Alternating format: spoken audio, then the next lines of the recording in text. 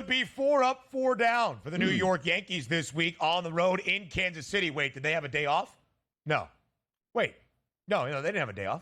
No, come Take on. it away, Donnie. Let's roll. The Yankees play. This is the 4th game, right? Yeah. We're all the way through playing. Now, granted, yes. Ben, 93-degree temperatures at Kaufman today. Oh. What if I told you 13-mile-an-hour winds are blowing out to left field here? What if I told you a pitcher on the mound who's a quality young starter is really having trouble with right-handed batters in 2024? And then I told you Aaron Judge has close to a 700 ISO power number against right-handed pitching over the past month. Giancarlo Stanton, who hit one to the moon yesterday, close to a 300 ISO power number. You get the drift where we're going. Don't worry about if they're going to win the game or not for the Yankees. Baseballs will be leaving the yard today, whether they like it or not. And also, from a Kansas City perspective, Nestor Cortez is a left-handed pitcher. Do you know who he struggles with? Right-handed batters, where that wind is blowing out to today. Bobby Witt Jr., 462 ISO. Nelson Velasquez, 429 ISO. Freddie Fermin, 250 ISO. We should be getting runs today because the temperatures and the atmosphere tell us so here. Get ready. Let's do it. I don't even need to know how many games are left in a series or how many have already been played. When Donnie just takes it over and talks about the wind blowing out on a warm day in KC, we're going over 10.5 again. Yesterday's total, 10 and a hook. We saw 16 combined runs between the Yankees and the Royals. Bobby Witt Jr., by the way, 2 RBIs, albeit in the losing effort for Kansas City. He's going to record a ribby today. I like the over there as well. The Yankees, a road favorite to make it 5 wins in a row, a 4-game series sweep over Kansas City, still trying to get to that 40-win benchmark. Can Baltimore make it 7 victories in a row? The end of this midweek set for the O's against the Braves as well. Baltimore, a very slight favorite at home, -112 against Atlanta. Over-under is at 9. The O's have actually been the home favorite in each of the last 2 games against the Braves. Atlanta has not been booked as an underdog much this year, even struggling in the last month.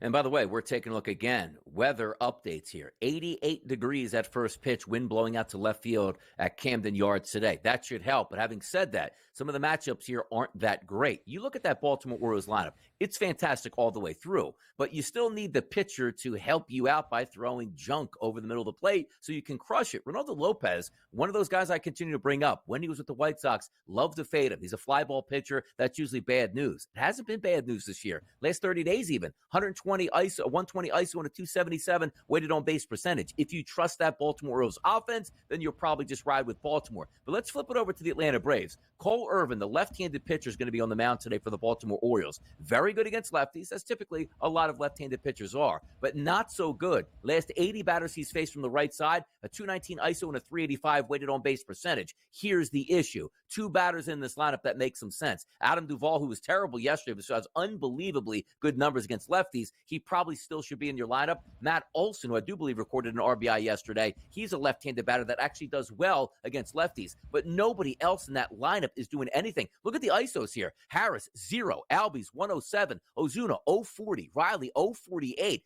Darno, 0. Kellenic, 050. Arcia, 077. This is just a product of the environment here you can't take advantage of. It's a good ballpark to hit in. It's great temperatures. The wind's blowing out, but I don't think the Atlanta Bats can take advantage of it. So just based on that, it's probably going to be an Orioles day here. Yeah, and listen, so far Atlanta, as I said, not an underdog often. I mean, very rarely at all. Just 4 times this year, including yesterday's matchup in Camden. And when Atlanta has been an underdog, albeit only 4 times, they have lost all 4 games outright. 0-4 as a dog straight up this year. So not Yoshinobu Yamamoto tonight in Los Angeles for the Dodgers. But at the Ravine, it is another game between L.A. and Texas. The Dodgers still a lofty home favorite, -188. The over-under stands at 8.5. The Dodgers scored 15 runs in Game 1 against Texas. The Rangers responded yesterday in Corey Seager's reunion with the Los Angeles Dodgers. They get the first win of this series. What happens tonight at the Ravine?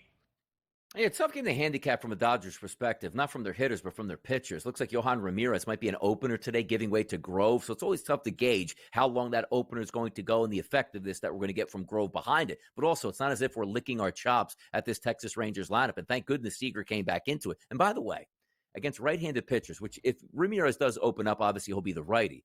Seager, 714 ISO power number, was asked 43 at-bats against right-handed pitching. It almost doesn't even compute how hot he's been. He's literally the only lineup, or the only guy in the lineup that you can trust. Flip it over to Michael Lorenzen. Does struggle with right-handed batters, so the focus of the lineup for me will be Will Smith and Teoscar Hernandez in that 4 and 5 hole, but also sensational ISO power numbers and weighted on-base percentages from Mookie Betts and Ohtani. So the first 5 guys, for the Dodgers lineup, they should be spectacular in this game tonight. Dodgers should win this one. Just a little bit hard to handicap who's pitching, who's opening, and if even that's going to be the case. We'll find out probably a little bit later today. The rubber match there in L.A., Michael Grove is listed as the probable starting pitcher now for Los Angeles, at least on the FanDuel Sportsbook. We go now to St. Louis, the Cardinals and the Pirates. The Buccos victorious in Skeens Day. St. Louis responds yesterday. It is a pick'em, -108, both sides. Who wins in the Lou?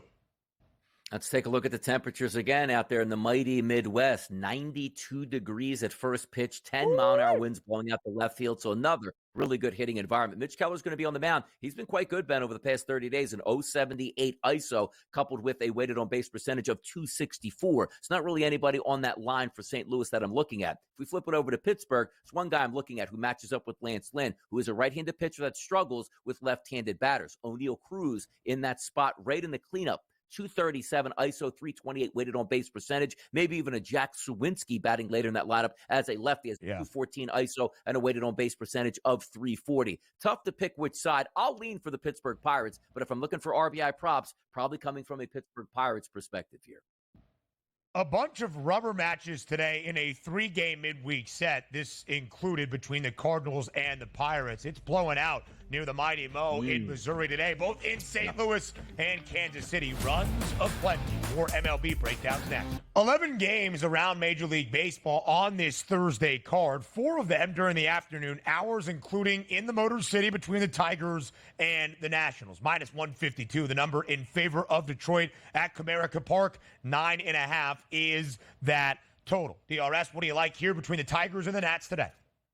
We do have warm weather, close to 90 degrees at first pitch. However, 15-mile-an-hour wind blowing in from right field here in Detroit might damper some expectations. And also take a look at Patrick Corbin, one of those pitchers that you generally like to get after. Why? Because if he just can stack right-handed batters up against him, he struggles. Because you take a look at his last 30 days, a 348 ISO and a weighted on-base percentage of 413 against right-handed batters. Here's the issue. Detroit is going to come with probably 8 of 9 batters that will be from the right-hand side. Say, ooh, sign me up. Now, you might have to take a little bit of a leap of faith because everybody in that lineup, outside of Jake Rogers, the catcher, who bats 8th, has terrible numbers over the past month against left-handed pitching. So it's a shame you're kind of burning out that lineup by saying, all right, I'll still take him, but boy, don't be surprised if Corbin has a decent outing because this guy's can't hit lefties. Take a look at Casey Mize on the opposite side here for the Detroit Tigers. He's been struggling over the past month with lefty and righty batters. But again, the issue is going to be who in that lineup can actually step up for Washington. Had some success a couple nights ago with Lane Thomas. He actually has a 205 ISO and a 340 weighted on base percentage against right-handed pitching over the past month. Even C.J. Abrams, who is red hot at the plate,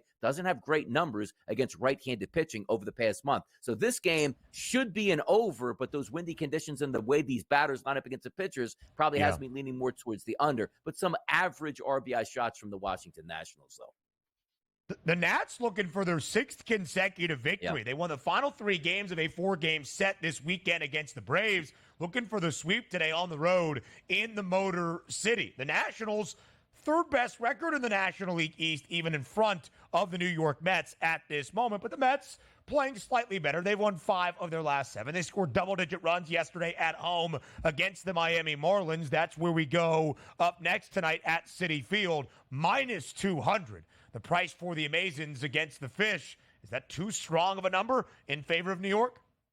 Yeah, if you can't trust the Mets lineup, what the heck are you going to actually do with the Miami Marlins lineup at this point? You take a look at Severino on the mound. He's had a very good past month in Major League Baseball, 106 batters. He's faced an 0.83 ISO and a weighted on base percentage of 261. And just like that common theme in baseball today, maybe you can just take advantage of the weather conditions up at Citi Field, 76 degrees at first pitch. And how about this, 13-mile-an-hour wind blowing?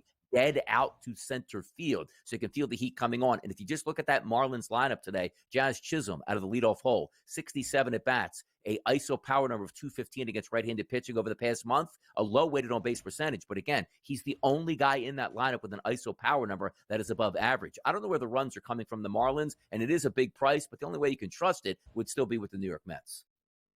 Yeah, right now, New York, again, playing better baseball, winners of 5 of their last 7. 9 games below 500, though, at Citi Field up in Queens this year. The Mets actually have a winning record away from New York, but below 500 and considerably so in their own home ballpark this season. 11 games around MLB on this Thursday. It's now time to give you a best bet for a lot of action on the diamond and maybe some action in the WNBA out of me as well. So before we say farewell and goodbye, it is time for bye, bye, bye.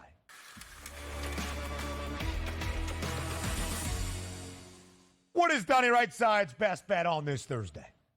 Yeah, let's keep it simple. Let's go afternoon action, cash this in before dinner. And I told you how good the temperatures are out there in Kansas City, and those Yankees batters should feast. But as we said yesterday, I missed with Aaron Judge, went for 2 RBI. But the reason I did that is because the price point for 1 was ridiculous. So we didn't technically juice out yesterday, but I should have went Giancarlo Stanton. Not going to make that mistake today. You know what we're going to do? We're going to take Aaron Judge and Giancarlo Stanton each to record an RBI. Instead of paying those heavy price points on juice, we'll eliminate that and we'll take a plus 219 parlay. So it's Judge and Stanton to each get an RBI based on the factors of Marsh. Doesn't get right-handed batters out. These two guys are smashing right-handed pitching. Let's go there.